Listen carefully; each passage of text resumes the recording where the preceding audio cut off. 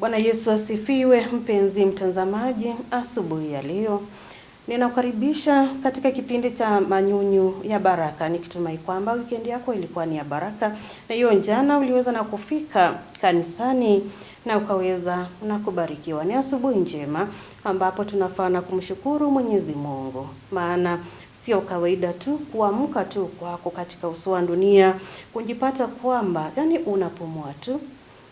Kila pati ya mwili inafanya kazi. Sio kawaida, bali tunafaa na kumshukuru kwa sababu akatubariki na siku mpya, akatubariki na wiki mpya, ambapo hata pia tunaendelea na kumshukuru maana aliweza na kutufukisha tukaweza na kuona mwezi wa 6 tukiwa tu tunaendelea tu vizuri, tukiwa tunaendelea na kuona baraka zake na mibaraka yake katika njia tofauti. Mimi hapa ni Reverend Lucy Michael nikikwambia karibu sana katika kipindi cha Manyunyu ya Baraka asubuhi ya leo, na pia hii wiki yote ambapo tutakuwa na mtumishi wa Mwenyezi Mungu anajulikana kama Pastor Zacchaeus Kaesa kutoka kanisa la ABC Kidhiani Mukaa Pastorate Makueni Sabweni Kota. Ninatumai kwamba utakuwa tayari kabisa ili ukaweze na kupokea mengi tu ambayo ametuandalia kupitia kwa Roho Mtakatifu. Hujambo mtazamaji, naamini we umweri wa afya mahali ambapo umeamka. Karibu kwenye kipindi Manyunyu ya Baraka. Tutapata somo kutoka katika kitabu cha Ezekieli, sura yake ni ya 12, aya yake ni ya 1 hadi ya 3. Neno la Bwana likanijia tena kusema, mwanadamu, wewe unakaa kati ya nyumba iliyoasi, watu ambao wana macho ya kuona ila hawaoni, wana masikio ya kusikia ila hawasikii, kwa maana ni nyumba iliyoasi.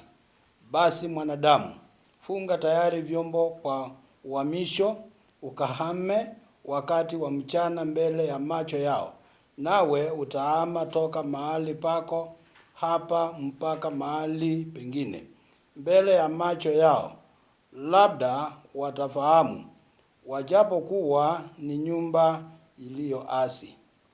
Na tuombe.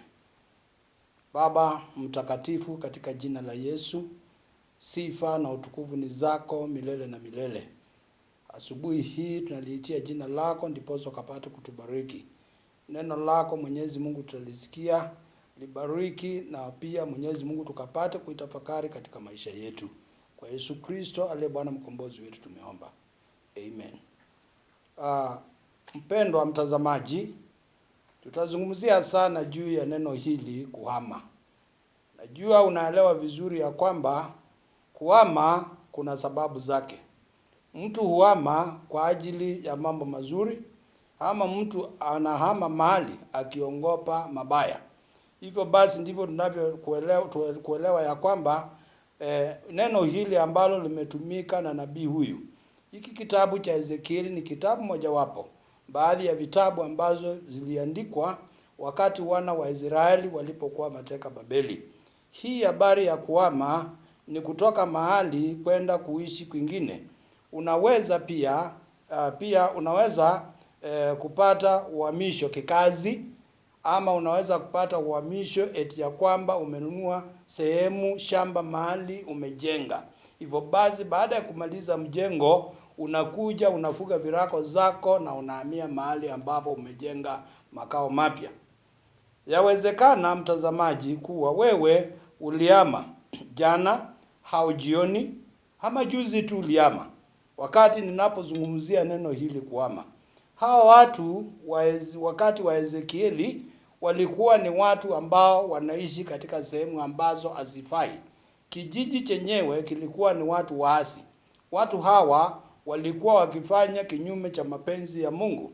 Ndivyo basi akawashauri hawa walio Wakristo wa kweli na walio waaminifu wapate kuhama ili wasijitie unajisi au wajichafue wanapochangamanyikana na hawa watu.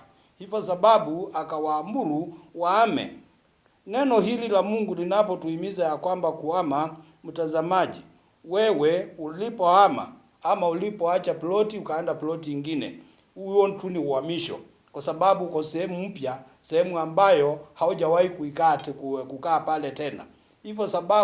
Ndipo sababu unakaa ukiwa huru. Watu huhama kwa visababu nyingi. Wengi wanaweza kuhama kwa kuhofia vita, ama wanaweza kuhama kwa ajili ya magonjwa mahali fulani, au ama kuwa na shida la maji, ama kukosa amani. Hizo vitu na mambo hayo yanaweza kuwawezesha ama kumwezesha mtu kuhama mahali hadi mahali pengine. Unapaswa kuhama kutoka kwa watu wasiomtii Mungu. Neno la Mungu leo sasa, unaweza kuhama katika tabia ambazo hazimpendezi Mungu. Ukaanza pia kutenda yale mambo ambayo yanampendeza Mungu. Huo ni uhamisho wa kiroho. Wewe umehama kutoka katika dunia, unaingia katika ulimwengu wa kiroho, kutenda mapenzi ya Mungu na ya kuyafikiria, kuyasoma na hata kuyafuata. Mtu anaweza kaa na watu ambao si wazuri. Unapaswa kuhama katika maisha ya watu kama hawa ambao wanatumia madawa ya kulevya, ujiungi na wao, vita, chuki, wenye vitina na mambo kama hayo. Hayo ni mambo ambayo unastahili kuhama na uyatoe kabisa moyoni mwako na umwelekee Kristo pekee.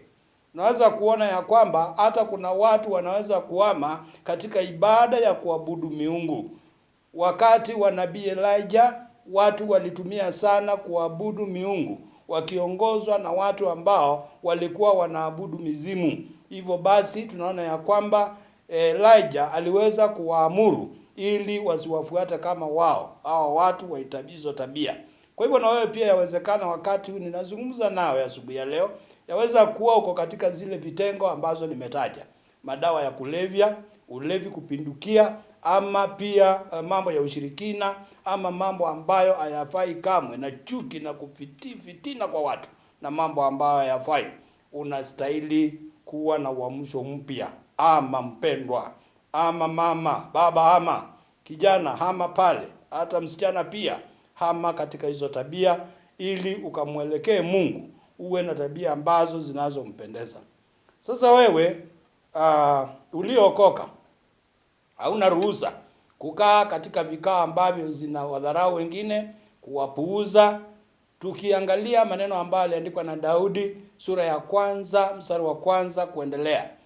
Heri wasiokaa katika shauri,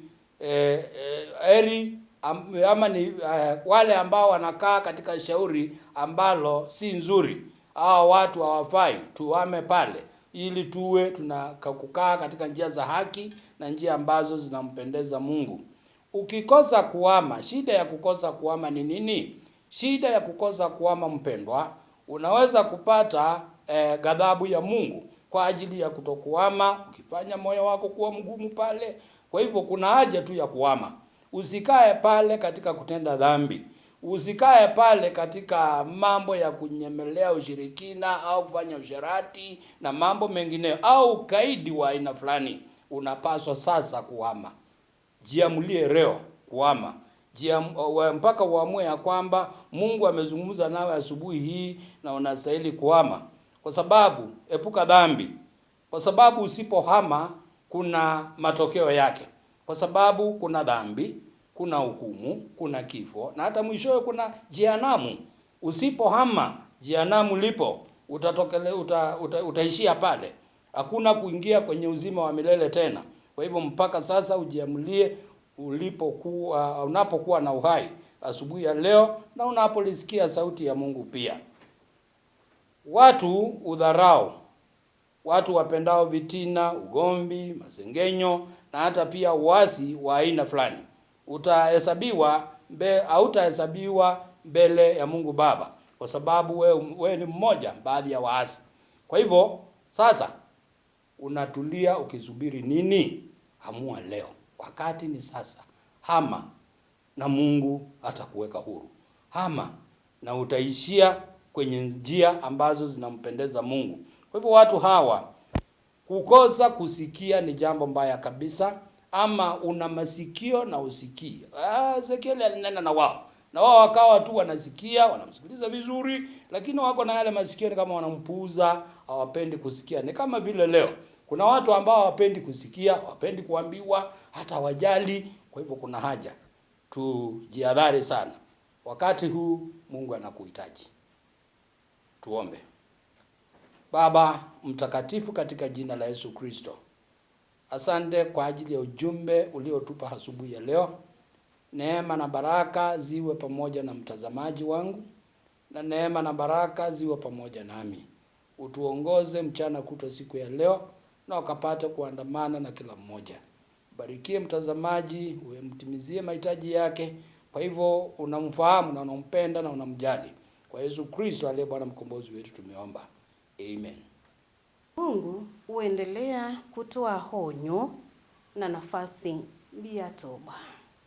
Kumbuka kwamba mpenzi mtazamaji, Mwenyezi Mungu ni baba yetu. Anatupenda kama watoto wake. Anatunjali. Ndio sababu huwa anatupea nafasi. Hata kama tumeweza na kuenda kinyume na mapenzi yake, anatupea nafasi ya toba. Tukaweza na kutubu mbele zake. Naye yuko tayari kabisa kuweza kutusamehe, maana anatupenda. Hapa tumeweza na kufundishwa na kuona kwamba aliweza na kuongea na mtumishi wake Ezekiel kwamba anaishi katikati ya watu ambao hawataki, wako na masikio hawataki kusikia. Yaani ni kama kusema kwamba hawanjali kabisa. Lakini anamtuma ili akaweze na kuelezea wengine vile ambavyo ukikosa kumtii Mwenyezi Mungu, vile ambavyo ghadhabu inaweza kuwa, vile ambavyo yani kuna hatari kukosa hata kumtii. So hapa tumeweza na kujua kwamba kuna haja ya kutubu. Maana tumeweza na kupewa huo wakati wa kutubu mbele za Mwenyezi Mungu. Na tuzidi na kumtii, tukaweze na kuelewa, tukazidi pia na kusikia vile ambavyo neno lake linatuambia kila wakati. Tukiweza na kumsikia, tukiweza na kumtii, hakika baraka tutaweza na kufuatana nazo. Ninakutakia wakati mwema, siku njema. Mwenyezi Mungu katembea pamoja nawe. Tupatane hapo saa 3:30 usiku ili tukaweza na kubarikiwa tena kupitia marudio ya hiki kipindi. Shalom.